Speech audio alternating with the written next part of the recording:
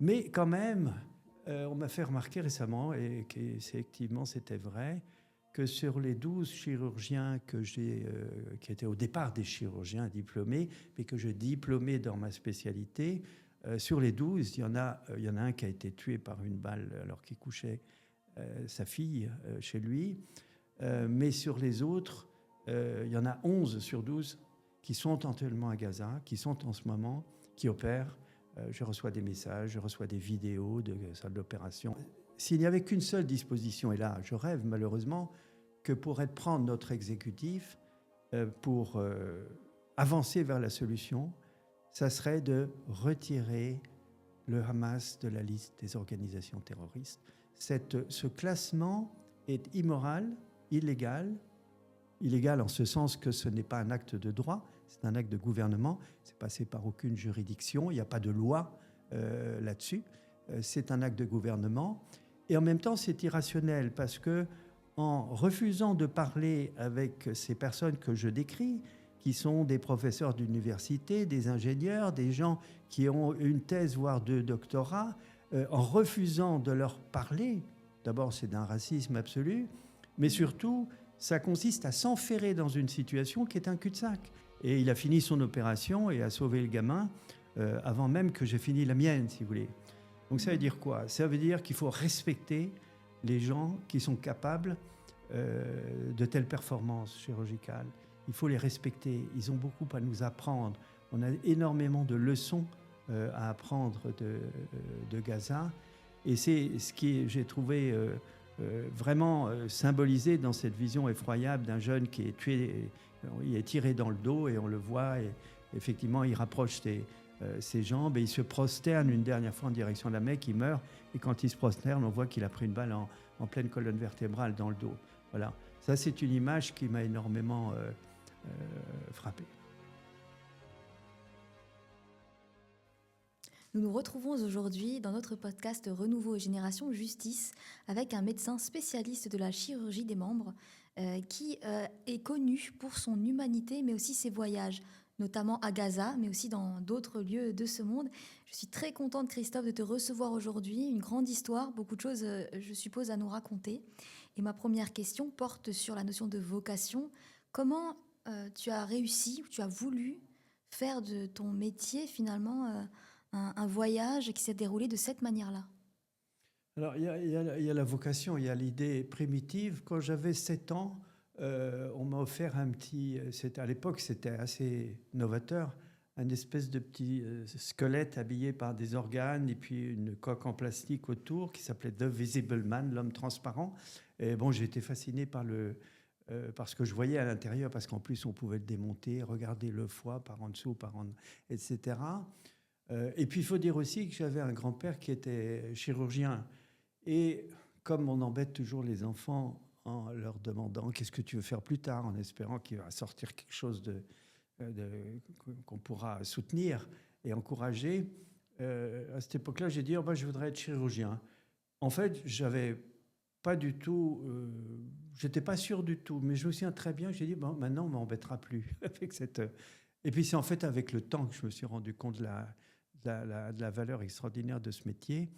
Et voilà, et ça a été dès que je suis arrivé au lycée, et puis c'était absolument mon idée.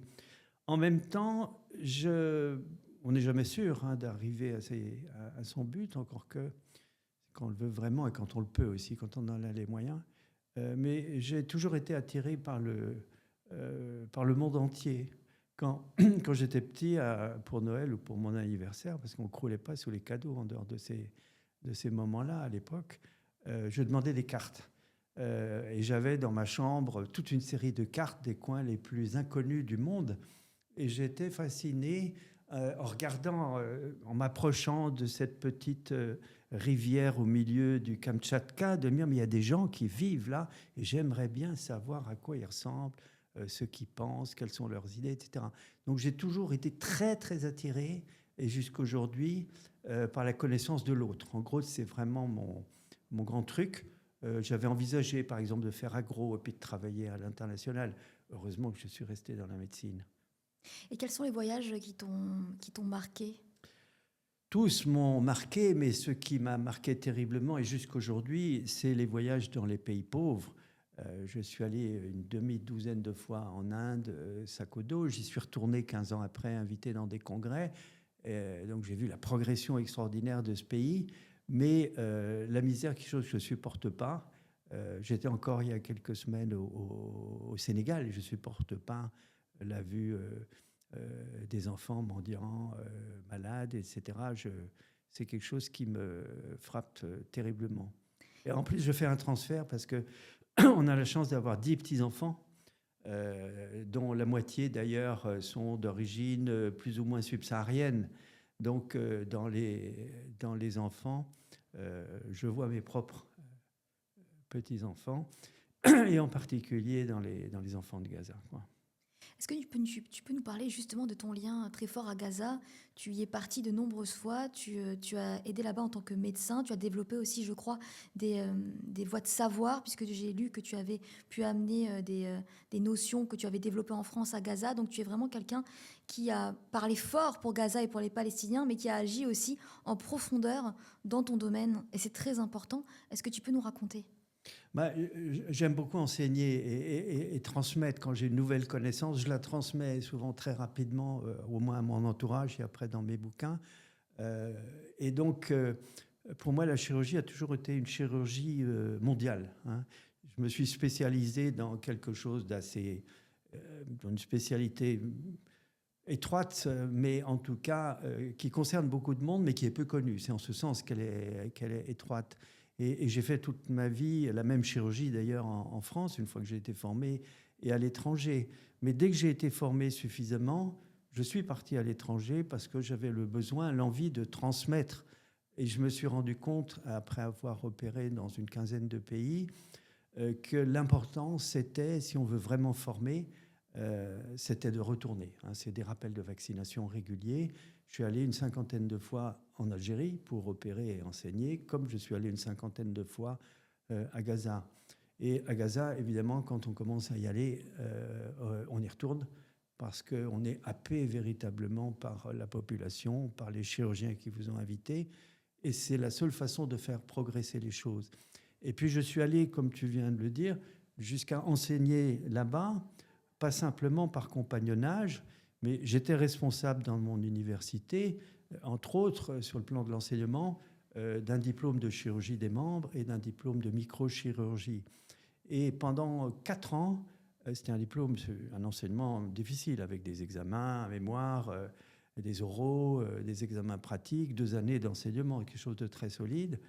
Et pendant 4 ans, j'ai fait même cet enseignement sur 3 sites, c'est-à-dire je le faisais en français dans ma faculté, en français en Algérie, où j'avais des élèves, et j'ai toujours, et en anglais à Gaza. Donc je triplais mes enseignements. Alors tout ça a été assez fatigant, parce que enseigner, opérer, consulter, répondre aux demandes des uns et des autres. Mais quand même, on m'a fait remarquer récemment, et effectivement c'était vrai, que sur les 12 chirurgiens qui étaient au départ des chirurgiens diplômés, mais que j'ai diplômés dans ma spécialité, sur les 12, il y en a un qui a été tué par une balle alors qu'il couchait sa fille chez lui. Mais sur les autres, il y en a 11 sur 12 qui sont actuellement à Gaza, qui sont en ce moment, qui opèrent. Je reçois des messages, je reçois des vidéos de salles d'opération, je reçois des questions sur des cas, mais ils sont grands et vaccinés, si j'ose dire. Autrement dit, il y a une trace, et eux sont passés maintenant du côté des enseignants. Il y en a 2 qui sont chefs de service, l'un à l'hôpital Shifa, que tout le monde connaît, l'autre à l'hôpital européen. Et donc c'est justement par ce retour régulier qui fait que la transmission a pu se faire d'une certaine façon. Mais loin de moi l'idée d'avoir formé les chirurgiens de Gaza. Les chirurgiens de Gaza sont nombreux, multispécialités. Ils ont créé leur filière de formation. Et ça, c'est quelque chose d'extraordinaire. Ils ont créé sous siège en 2001. Moi, c'est 2001. C'est le moment d'ailleurs où j'ai commencé à aller à Gaza. Ils ont créé leur fac de médecine. 6 ans après, ils ont sorti leur première fournée de médecins entièrement formés à Gaza. Et ces médecins sont formés en anglais et ils identifient les candidats au lieu de faire un concours au bout d'une année, 2 années, ils prennent les meilleures notes de la dernière année de secondaire. C'est-à-dire qu'ils prennent, j'ai reçu encore un dossier ces jours-ci pour essayer de trouver une bourse parce que là-bas il faut payer les enseignants et c'est normal puisqu'il n'y a pas d'argent. C'est des gens qui ont entre 95 et 100% de la note maximum. Le système de notation est très différent par rapport à chez nous. Mais en tout cas, les étudiants et les étudiantes à parité qui sont choisis sont d'un excellent niveau au départ. Et donc, ils sont tous menés pratiquement à la fin de leurs études avec les différentes spécialités. Et au bout de 6 ans, ils ont commencé à créer les filières de spécialité. Ils ont été très en avance sur nous, sur le plan d'enseignement à distance. Il y a plus de 10 ans, les cours étaient faits soit par des locaux, soit par des internationaux, à l'extérieur, en direct. Et à la fin du cours, le technicien apportait une clé et puis les étudiants avaient l'ensemble du cours, les questions au professeur et les réponses, etc. Ils ont été en avance sur nous dans beaucoup de domaines du fait de la pression exercée par le siège. Et en particulier, il y a une personne emblématique qui m'a beaucoup frappé. C'est une jeune femme qui s'appelle Sarah El-Sakka. Comme dans tous les pays très développés, quand vous faites de la médecine, vous auto-évaluez, c'est-à-dire vous faites des révisions de vos cas, vous comparez à la littérature. Comme tout ceci se fait en anglais, n'importe quel étudiant en médecine de Gaza a accès à toutes les banques de données du monde entier. Et donc, ils sont capables de faire les meilleurs travaux scientifiques, s'ils en avaient le temps, que n'importe où dans le monde entier. Et il y a un congrès qui se passait à Gaza, je dis qu'il se passait parce qu'il se repassera à nouveau, mais il est stoppé depuis 2 ans et demi, qui s'appelait Surgery in Palestine, chirurgie en Palestine. Et ce congrès était très intéressant parce qu'il regroupait toutes les spécialités chirurgicales. Vous voyez, l'inconvénient dans nos pays, c'est que vous avez des congrès très spécialisés. Vous voyez, on ne se parle pas. On n'est pas tout à fait au courant. Moi, mon domaine, c'est la chirurgie nerveuse périphérique, c'est-à-dire pas la neurochirurgie, moelle et cerveau, mais tout ce qui concerne les membres. Eh bien, c'est très intéressant de savoir ce que font les neurochirurgiens aussi. Vous voyez, on a des ponts véritablement. Il y a aussi des régions anatomiques. Moi, je suis spécialisé dans cette région-ci, les paralysies des motards, vous voyez. C'est à la jonction entre le thorax, la chirurgie vasculaire, la chirurgie plastique, parfois la neurochirurgie, vous voyez. Et donc, ce congrès Surgery in Palestine permettait à tous les spécialistes de présenter leurs derniers travaux, leurs dernières séries, leurs dernières révisions de malades, et donc de créer des ponts entre les spécialités. Et ils avaient même fait ce qu'on appelait, chez les anglo-saxons, la session des résidents, c'est-à-dire les étudiants en médecine de dernière année ou juste après, qui font des communications. C'est une façon de former les jeunes à l'expression médicale dans un congrès. Et donc, il y avait une session des résidents.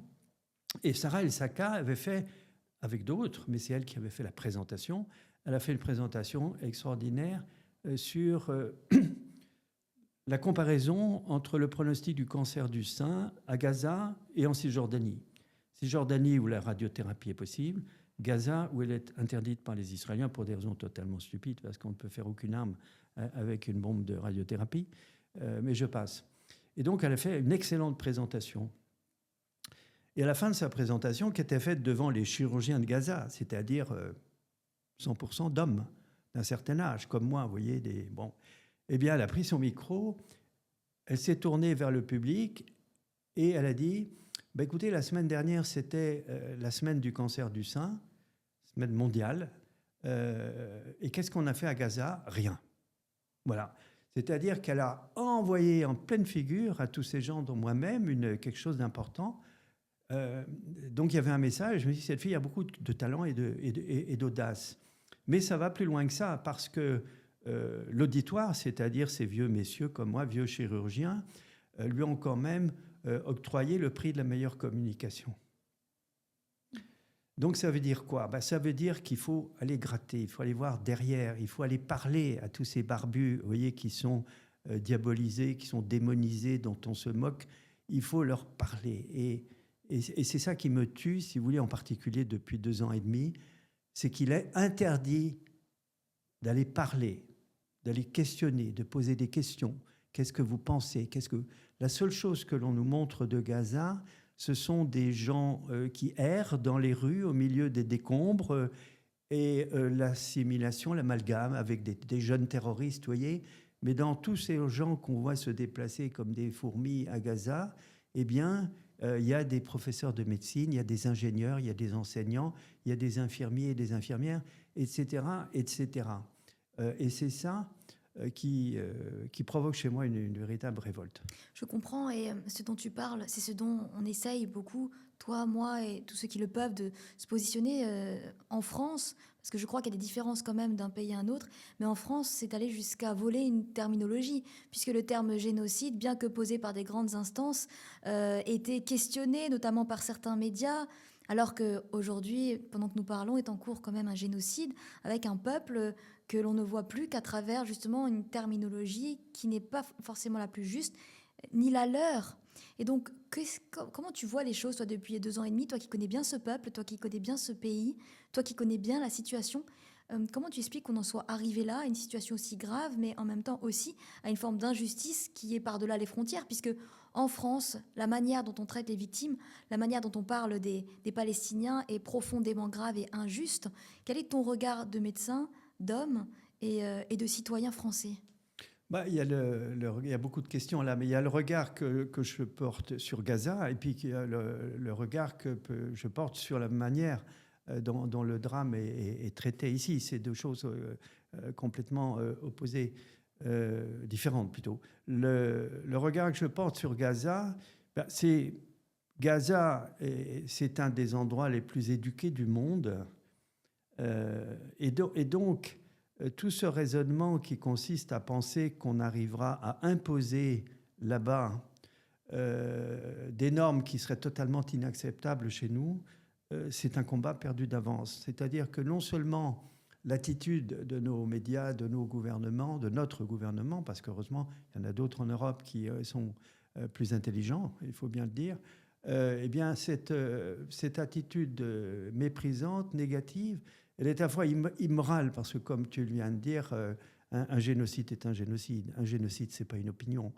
Lorsque M. Macron a dit, et ça a été repris d'ailleurs par des faiseurs d'opinion comme Jean-Pierre Féliu et d'autres que l'on croyait quand même un peu plus informés sur la question, a dit le génocide, ça sera aux historiens de le dire. Vous voyez, j'ai eu l'occasion de discuter avec un professeur américain d'histoire qui s'appelle Omer Bartov. Omer Bartov, c'est un Israélien, né en Israël, et puis je la fais courte, qui, lorsqu'il a entamé ses études universitaires, est parti aux États-Unis, voyant bien que la situation sur place n'était pas favorable à un développement honorable, et puis en même temps, il avait des opportunités universitaires aux États-Unis. Il est devenu le spécialiste mondial des génocides. C'est celui qui a écrit le plus sur les génocides, parce qu'on parle toujours d'un génocide, mais quand on regarde effectivement dans l'histoire, il y a eu des dizaines de génocides jusqu'à l'époque actuelle avec le génocide à Gaza. Quand je lui ai fait part de la réflexion d'Emmanuel Macron, il est tombé des nues. Il m'a dit, mais votre président, il n'a pas lu la Convention internationale de 1948 sur le génocide. Le génocide, ce n'est pas une opinion.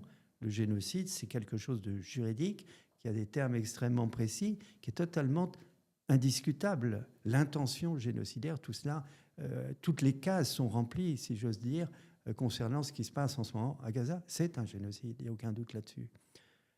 Alors ça, c'est le point de vue que j'ai sur Gaza, et d'ailleurs qui m'a assailli dès mon premier voyage en 2001. Ma femme m'a dit un jour, arrête de lire le journal et de t'énerver tous les soirs. Et d'ailleurs, je l'ai fait.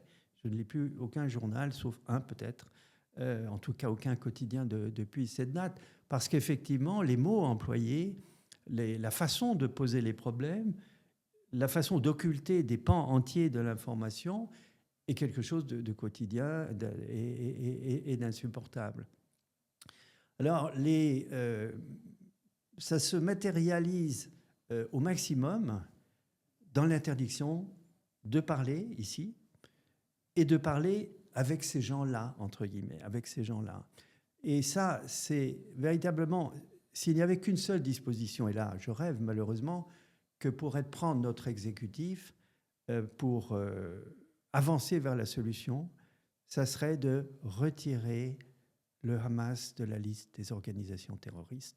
Ce classement est immoral, illégal en ce sens que ce n'est pas un acte de droit, c'est un acte de gouvernement, c'est passé par aucune juridiction, il n'y a pas de loi là-dessus, c'est un acte de gouvernement, et en même temps c'est irrationnel parce que en refusant de parler avec ces personnes que je décris, qui sont des professeurs d'université, des ingénieurs, des gens qui ont une thèse, voire deux doctorats, en refusant de leur parler, d'abord c'est d'un racisme absolu, mais surtout ça consiste à s'enferrer dans une situation qui est un cul-de-sac.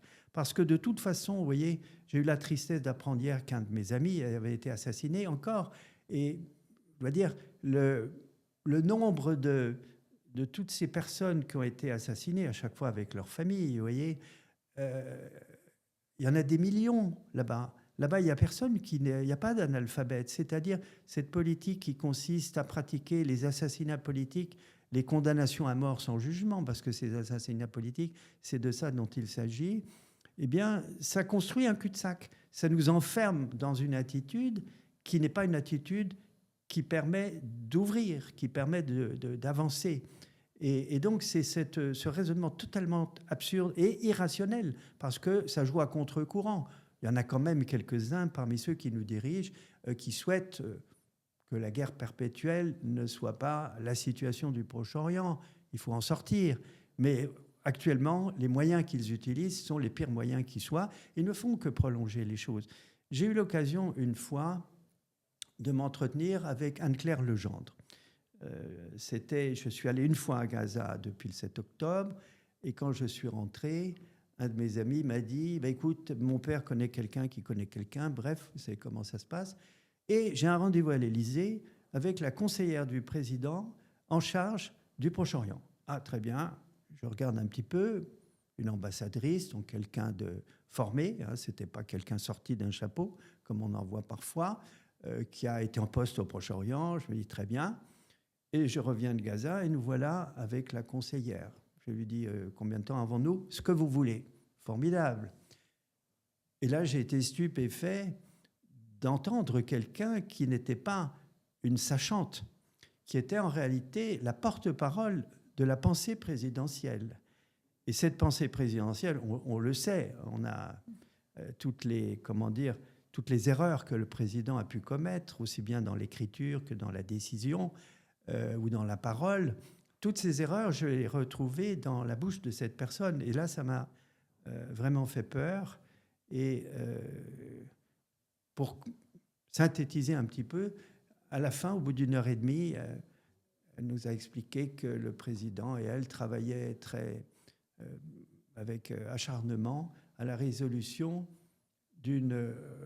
à l'écriture d'une résolution pour le Conseil de sécurité qui serait acceptable à la fois par les Israéliens et les Américains.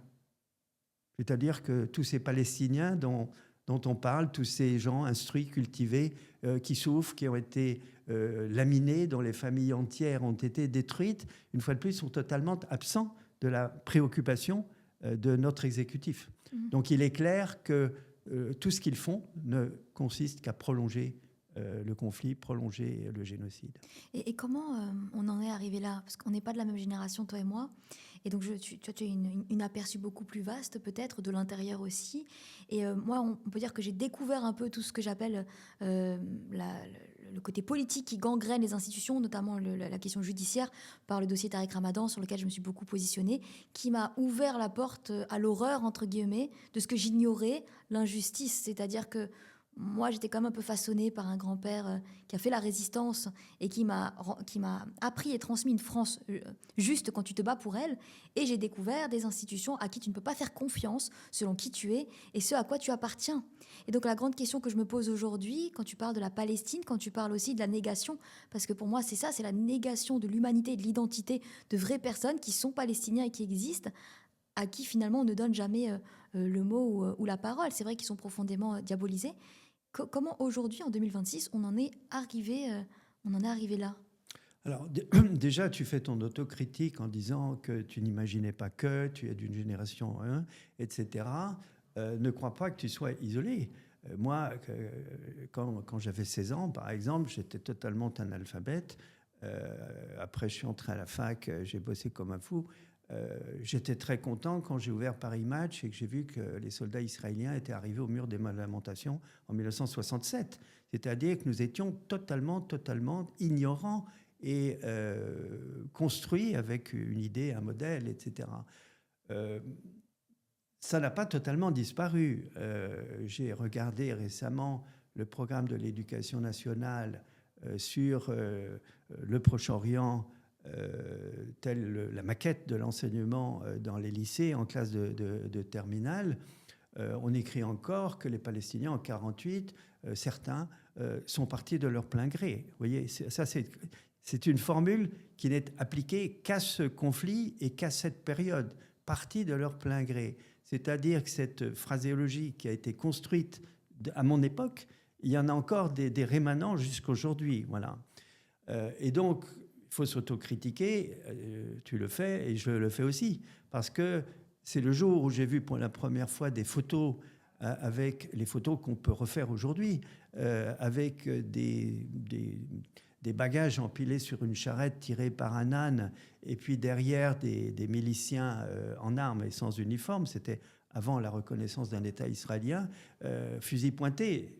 Il m'a fallu cette photo pour me dire, mais au fond, ils ne sont pas partis de leur plein gré. Peut-on même imaginer que quiconque sur cette planète puisse abandonner son pays, son territoire, ses amis, sa famille, son village, sa culture, de son plein gré? C'est totalement absurde. Eh bien, c'est une idée qui, à force d'être répétée, finalement, a fonctionné un certain temps. Et fort heureusement, ça a pris du plomb dans l'aile, c'est le moins qu'on puisse dire. Alors, concernant les institutions, je n'irai pas aussi loin que toi. J'ai été éduqué sur le plan juridique par mon grand ami Gilles Devers, qui malheureusement a disparu. Et c'était un avocat extrêmement brillant, combatif, astucieux. Et je me souviens, il y a une réexpression qu'il a dit un jour à mon épouse. Il lui a dit, qu'il lui disait, mais comment vous faites? Et il a dit, tu sais, quand on est face à des crétins, disons, il y a deux solutions. Soit tu te couches, soit tu le rentres dans l'art. Voilà. Et donc, c'est quelqu'un qui a toujours été extrêmement combatif, mais qui en même temps m'a appris exactement ce que j'ai appris en médecine, c'est-à-dire que le droit procède par étapes. Il y a des échecs, il y a des victoires. Et quand il y a une victoire, une jurisprudence importante, on s'appuie dessus pour la suivante, etc. C'est une construction.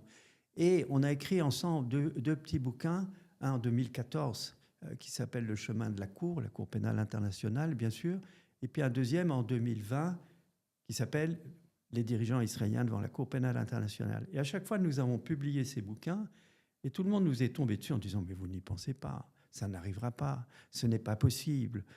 Eh bien si, s'appuyant simplement sur les institutions et avec un travail opiniâtre, eh bien finalement, Gilles Devers a obtenu, quelques jours avant qu'il décède, eh bien, l'émission de mandat d'arrêt contre notamment M. Netanyahou.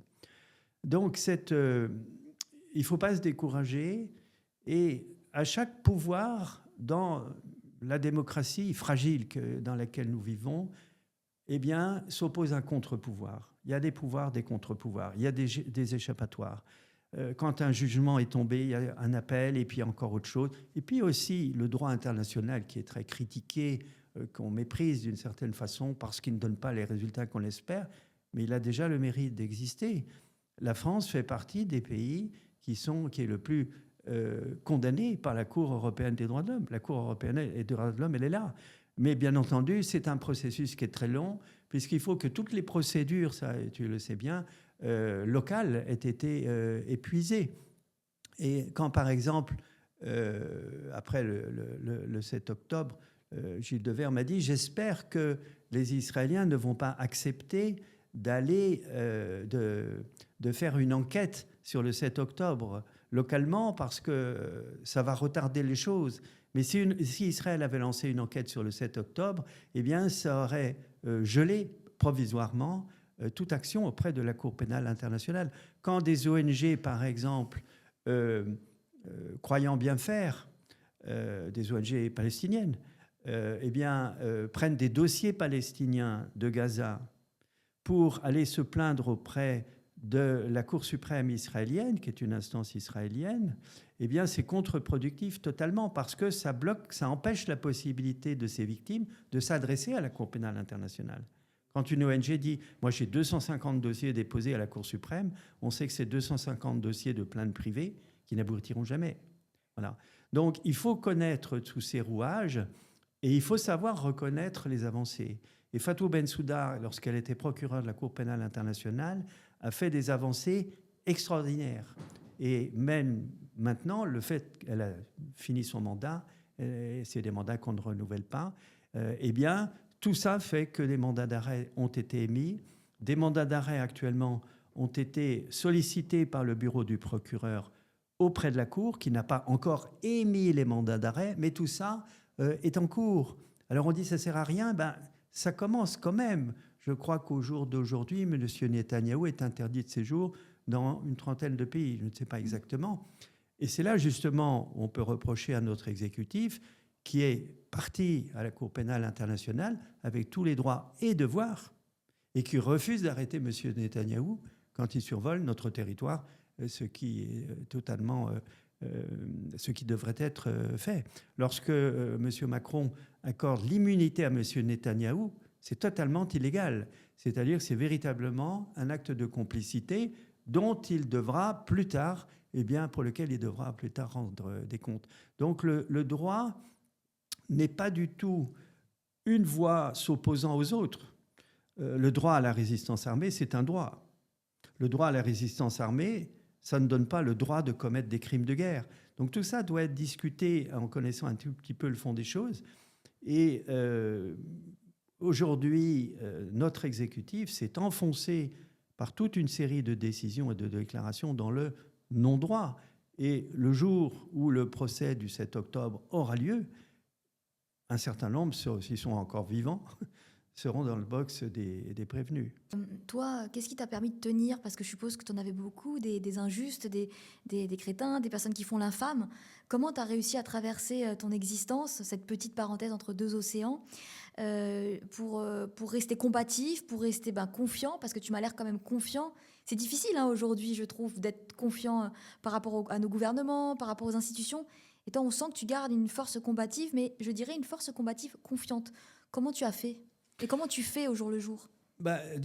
Comment j'ai fait concernant la Palestine, c'est comme une famille. Quand on est allé 50 fois rencontrer des personnes, j'ai vu grandir et même tuer des enfants qui ont été tués lorsqu'ils étaient à l'âge adulte. Enfin, je veux dire, j'ai passé suffisamment de temps. J'ai au total cumulé, je crois que ça fait plusieurs années, plus d'une année en tout cas, sur place. Et surtout, ce qu'il y a d'intéressant, enfin de profitable pour moi, c'est très égoïste, c'est d'avoir vécu sur place à une période échelonnée sur 25 ans. Ce qui permet de voir des lignes, des directions, les échecs, les succès, d'avoir une vision longitudinale.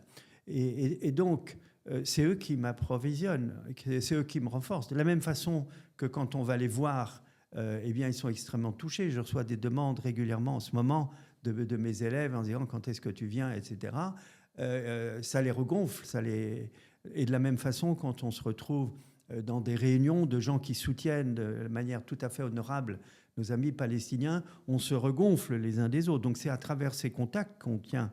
Et puis le deuxième, c'est que j'ai eu la chance de beaucoup bosser dans ma vie et de me trouver dans une situation où j'étais à peu près, je dirais pas invulnérable, on n'est jamais invulnérable, mais je pense très honnêtement que si j'avais commencé à parler de la Palestine, j'aurais jamais été professeur des universités, ça c'est sûr, ça j'en suis convaincu.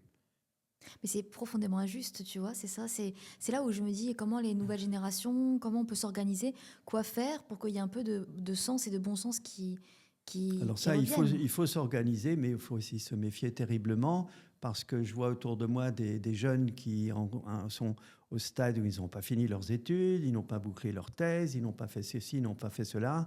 Et quand il me pose la question, je lui dis surtout ne vous brûlez pas les ailes, vous aurez tout votre temps pour asseoir vos opinions, pas d'imprudence. On vit dans une période qui est une période à un moindre degré, mais qui est assez dramatique chez nous.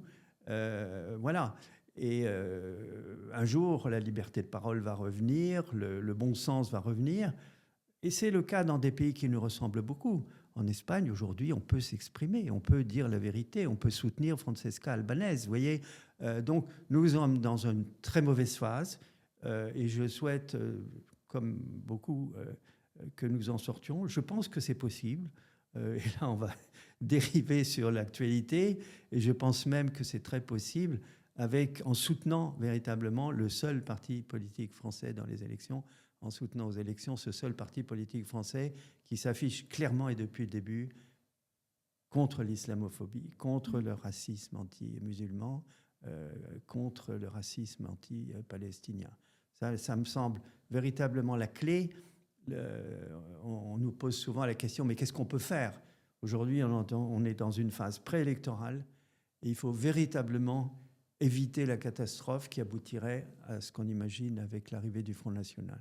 Oui, et ce que tu dis me renvoie à deux réflexions, que les personnes qui sont peut-être loin de l'injustice, parce que parfois on est dans une vie qui va vite, on peut venir de certains milieux où on n'est pas confronté à tout ça et avoir l'impression qu'on n'est pas à risque.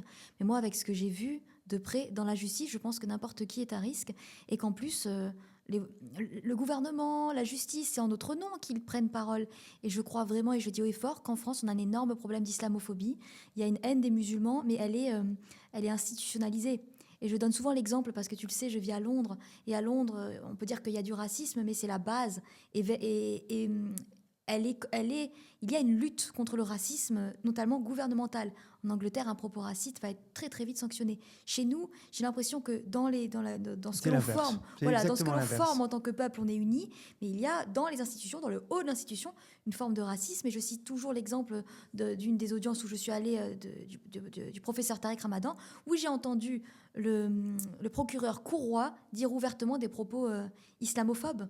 Et en fait, pour moi, ça, c'est une aberration profonde. Donc, tu as raison de dire que pour lutter contre ce qui se passe aujourd'hui, c'est quand même miser sur des partis politiques qui ont à cœur de l'humanisme. Et l'humanisme, c'est de défendre toute personne qui est oppressée. Et les musulmans, aujourd'hui en France, sont oppressés comme jadis, quand même, je trouve, le peuple juif. C'est ce que m'a transmis mon grand-père et que je vois aujourd'hui. Ce qu'il me décrivait de l'oppression qu'a vécu les juifs à l'époque, pour moi, ça ressemble à ce que vivent les musulmans d'aujourd'hui. Tout à fait. Mais je voudrais aussi dire qu'il y a une partie des Israéliens qui sont niés, parce que je connais des gens très proches de moi en Israël, qui sont des opposants, qui font de grandes manifestations, qui ont le courage de dire qu'ils sont contre le gouvernement de Netanyahou et qui sont aux côtés des Palestiniens. Mais en France, on les entend pas du tout. C'est comme s'ils n'existaient pas. Et moi, je me dis, mais quelle douleur ça doit être pour ces courageux qui luttent à l'intérieur, que personne ne les entende non plus. C'est une négation de toute parole qui s'oppose à la parole dominante d'aujourd'hui. Alors, je suis d'accord avec toi, mais avec une modification près. C'est-à-dire que tu parles des institutions. Alors, moi, je parle de l'exécutif.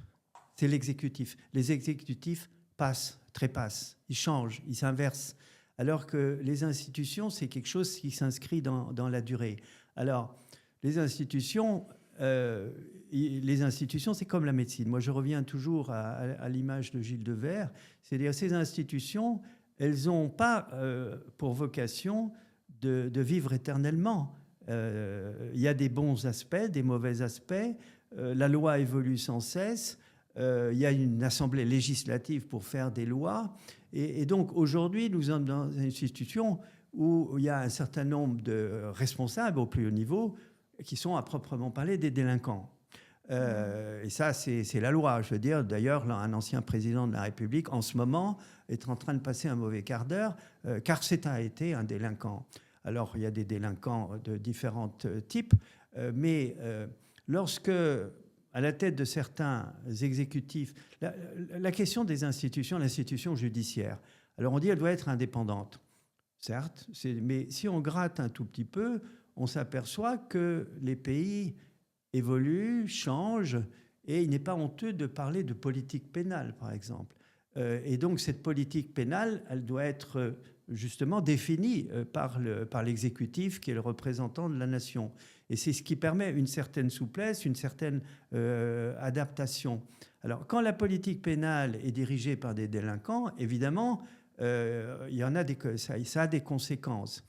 En ce qui concerne les procureurs, alors les procureurs, c'est vrai que pour avoir fréquenté, comme toi, récemment, un petit peu les prétoires, on est parfois extrêmement choqué.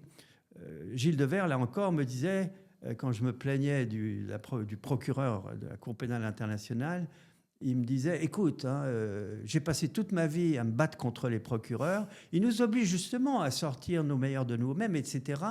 Ça fait partie d'un contre-pouvoir. Ils ont le droit de dire n'importe quoi, de la même que les avocats aussi ont le droit de dire n'importe quoi.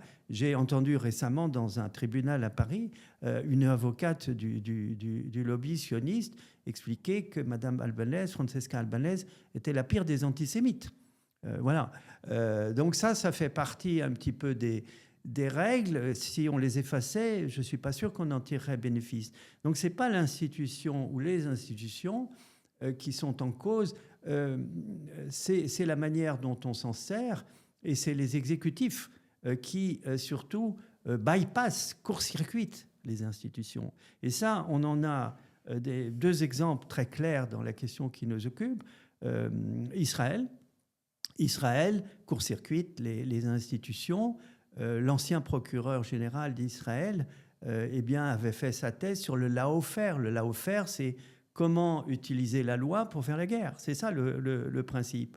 Dans notre pays, notre exécutif, et spécialement depuis la dissolution de l'Assemblée nationale, court-circuite complètement les institutions, utilise des articles de la Constitution qui étaient des articles d'exception pour des situations exceptionnelles pour traiter le quotidien. Et on en a un exemple alors absolument énorme avec la loi Cazeneuve, qui est décriée par tout le monde, y compris Cazeneuve, qui permet de condamner pour un retweet quelqu'un jusqu'à 100 000 € d'amende et 7 ans de prison. Donc ça, c'est une malfaçon. C'est une façon de faire la guerre avec la loi. Voilà. C'est un mésusage. Voilà.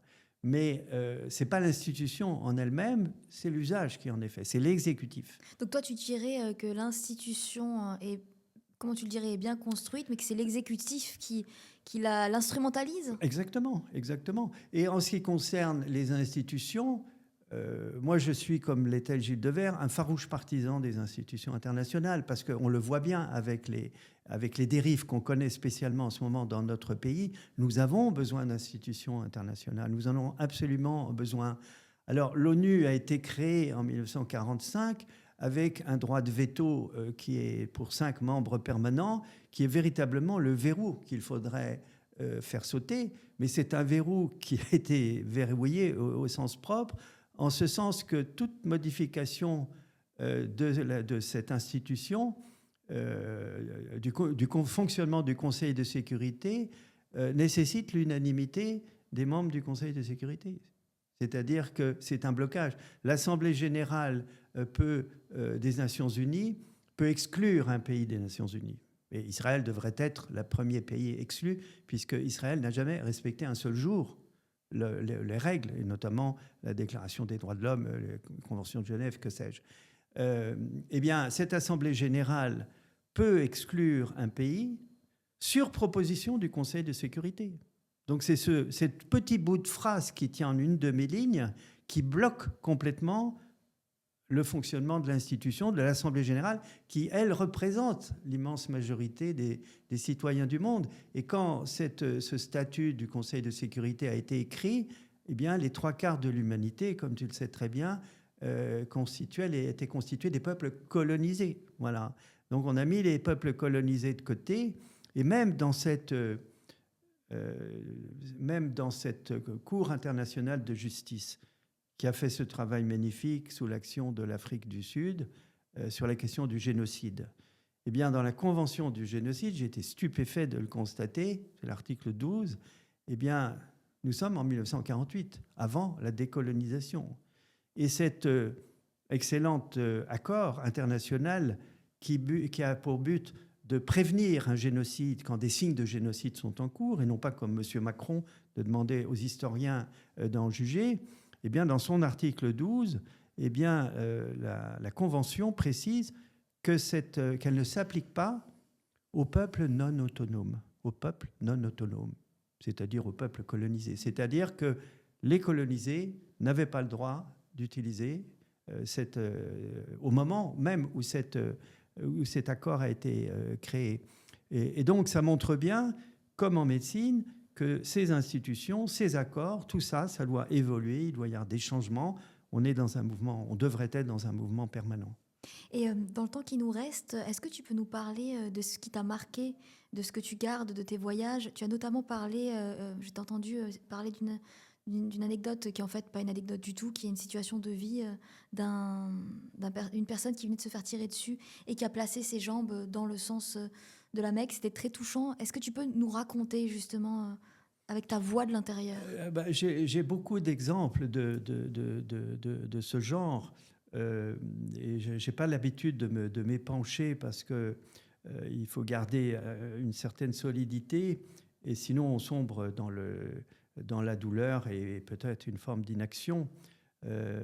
Mais c'est vrai qu'il faut être blindé quand on va là-bas. Je crois que ceux qui se permettent d'être anti-palestiniens ou islamophobes, je crois qu'ils ne tiendraient pas 5 minutes aux urgences d'un hôpital au moment où on amène 400 blessés, vous voyez.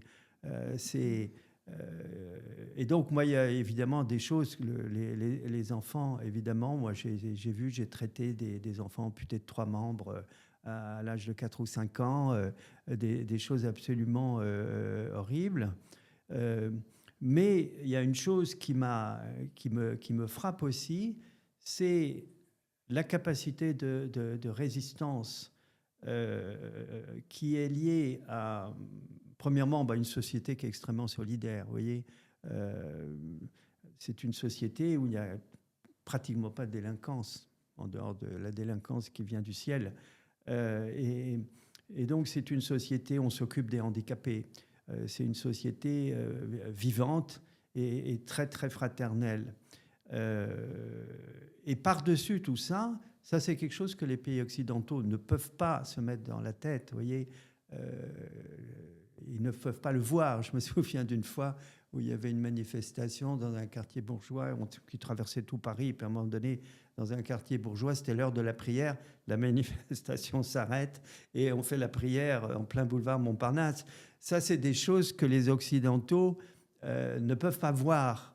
Mais il faudra bien qu'ils s'habituent et qu'ils comprennent qu'il y a des sociétés complètement déreligieuses, je ne sais pas quelle est l'expression chez nous, et qu'il y a aussi des sociétés pour lesquelles il y a des valeurs supplémentaires qui se superposent, qui sont situées au-dessous.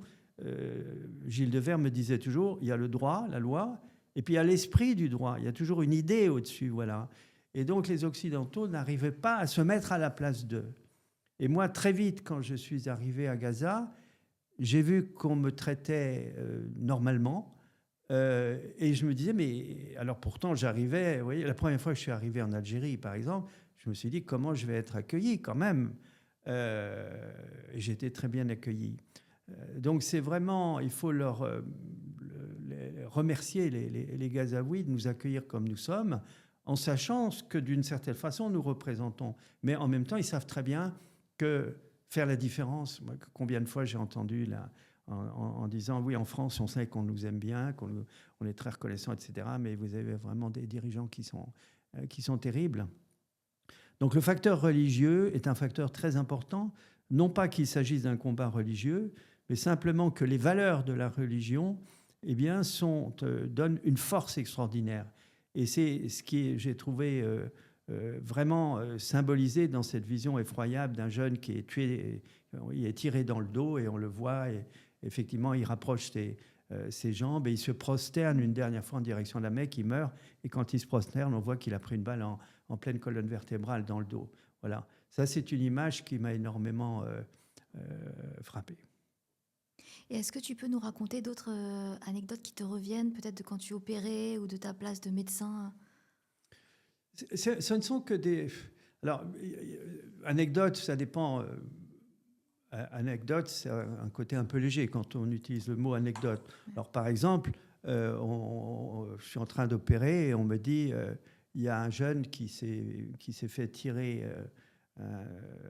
au moment des marches du retour. Hein. Il y a eu beaucoup de travail à ce moment-là à la frontière. Les jeunes se rassemblaient près de la frontière. Les gentils soldats israéliens, ceux qui étaient du côté de la rave party, vous voyez, des gentils kibbutz, qui tirent, et il y a une plaie du cœur. Moi, je me dis, oh, c'est sérieux. Et puis, qu'est-ce qui se passe? Je finis mon opération, qui était assez longue. Et puis, au moment où la plaie du cœur a eu lieu à 2 km, on a téléphoné au chirurgien cardiaque et le blessé est arrivé dans le bloc opératoire juste à côté du mien simultanément. Le chirurgien cardiaque qui a opéré 250 plaies du cœur a fait rapidement tout ce qu'il faut avec le plus grand des sang-froids et il a fini son opération et a sauvé le gamin avant même que j'ai fini la mienne, si vous voulez.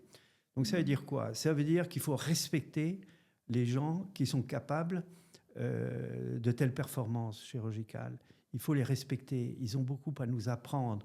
On a énormément de leçons à apprendre de Gaza. Et ça, dans tous les domaines, dans absolument tous les domaines. Et c'est ça, justement, qui me fait enrager, c'est qu'on ne leur donne pas ce privilège de le montrer. On l'efface, on les ridiculise, on les amalgame, on les caricature. Et c'est ça notre bataille. Et qu'est-ce que ton métier, donc un métier de terrain tel que tu l'as, toi, fait tiens dans cette vie, ton métier au cœur de l'humanitaire et de l'humanité, t'a appris sur les hommes, avec un grand H, sur les êtres?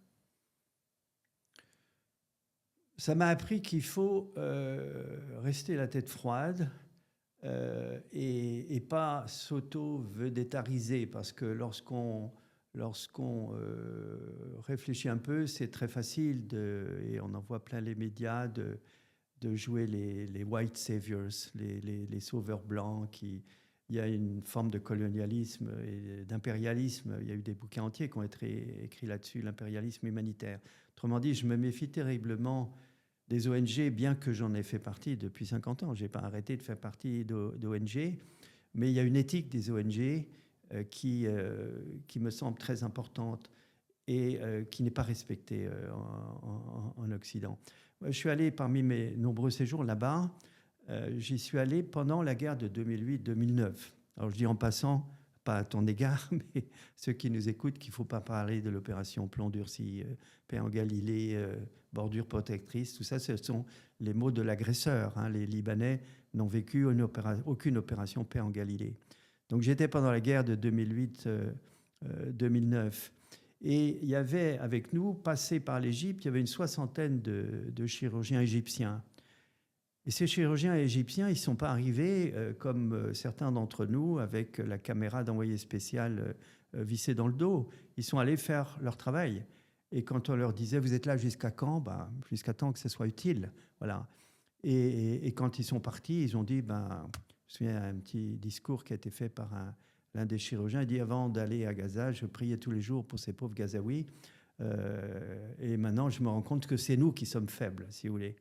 Donc je crois que c'est important de se placer dans cette situation de faiblesse, d'humilité. Ça me semble vraiment important.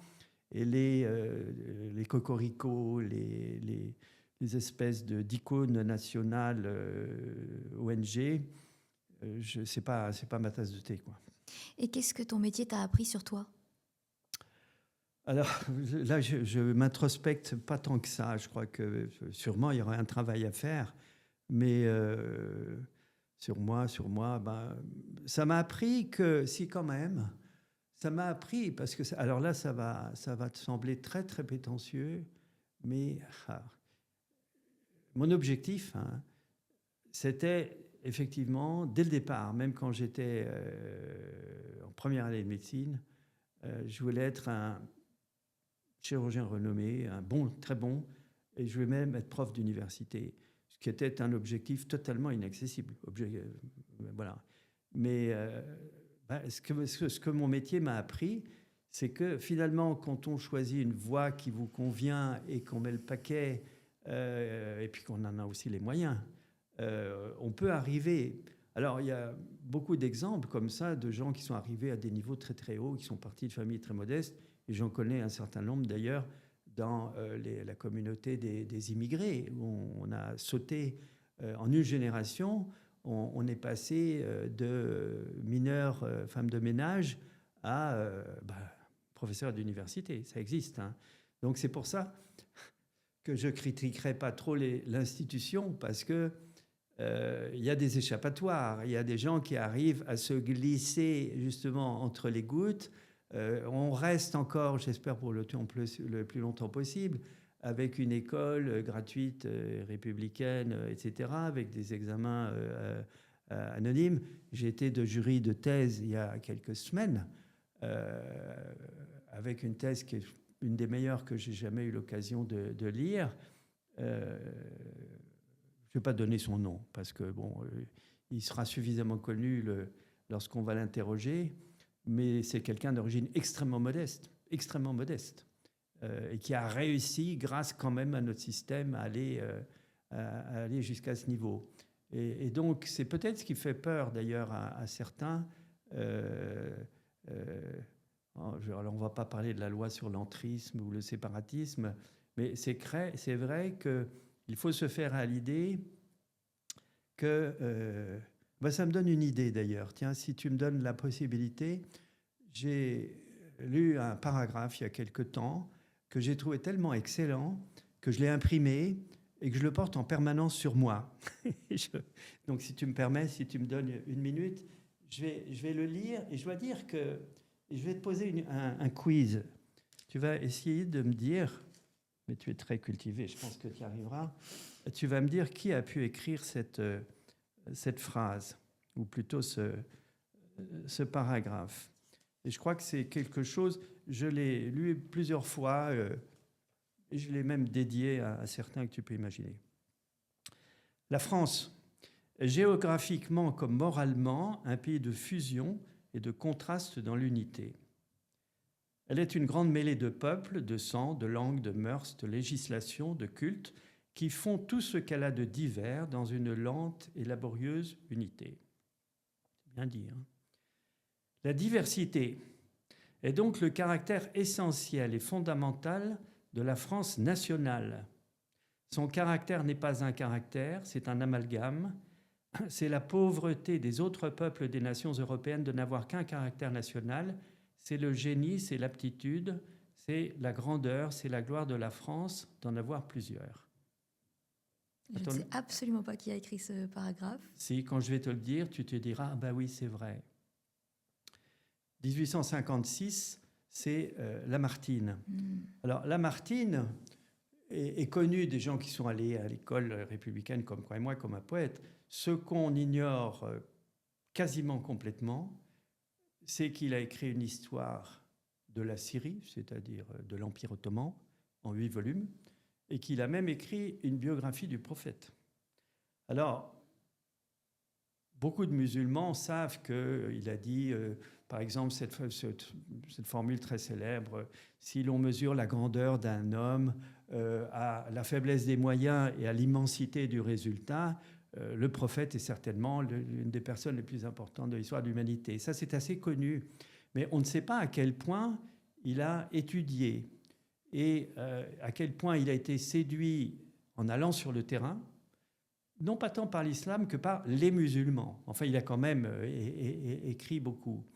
Et finalement, ce Lamartine, on sait qu'il a fait une période politique, il a été élu député, il a été candidat à la présidence de la République, il a fait 1% des voix. C'est un peu ça. On résume sa carrière politique à ça, alors qu'en réalité, c'était un humaniste et un politique extraordinaire. C'est quand même lui qui a abouti à l'abolition de l'esclavage qui avait été rétabli par Napoléon. C'est Lamartine. Donc Lamartine a été un très grand politique, quelqu'un d'extrêmement cultivé, d'une ouverture extraordinaire et qui a justement su décrire le tissu français déjà à l'époque, et aujourd'hui c'est encore plus vrai. Donc je crois que c'est vraiment quelqu'un qui n'est pas loué à la mesure de ce qu'il a apporté au pays. Et on arrive à la fin de notre entretien. Je te propose d'être le mot de la fin, en continuité parce qu'on a encore beaucoup à se dire. Mais est-ce que tu pourrais essayer de dire à ceux qui nous écoutent de toutes les générations et notre podcast écouté au-delà de nos frontières, donc finalement, qu'est-ce qui te semble important à transmettre et à dire à ceux qui nous écoutent? À transmettre et à dire, c'est, dans la mesure du possible, n'hésitez pas à voyager, n'hésitez pas à aller voir. Combien de fois j'ai entendu même des journalistes, même compétents, de bonne foi, dire quand je suis allé à Gaza, véritablement, ça a changé ma vision des choses. Il faut aller voir, il faut parler, il faut étudier. Je vois qu'au niveau de la génération de mes petits-enfants, ça fonctionne pas mal. Je vois par l'école, pourtant j'habite un quartier de Paris, voilà, je dirais pas hyper bourgeois, mais presque quand même, gentrifié en tout cas. Je vois à l'école de mes petits-enfants, dans la même classe par exemple, vous avez des gens d'origine multiple. L'autre jour, l'un des enfants a été très surpris. On lui demandait tu es de quel pays?